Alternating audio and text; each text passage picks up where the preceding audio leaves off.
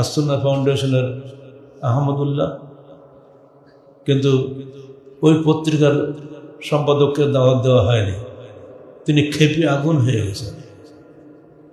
তিনি বলছেন ইসলামের মূল ধারার আলমদেরকে বাদ দিয়ে সালাফি লামুজাবিদের সঙ্গে মুওতাদিবাদীদের সঙ্গে প্রধানমন্ত্রী বৈঠক করেছিলেন।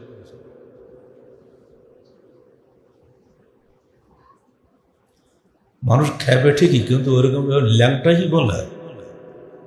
যে পত্রিকার কথাই হচ্ছে জনগণের কথা বলে, এটি জনগণ হলো, আমরা জনগণ নাই, আমরা কি দেশের বাইরের লোক? অথচ এটাই হলো বাস্তব যে পীর মাশায়েখদের ইসলাম এসেছে 600 বছর পরে, আর আহলে হাদিসের ইসলাম এসেছে মাত্র 15 হিজরিতে,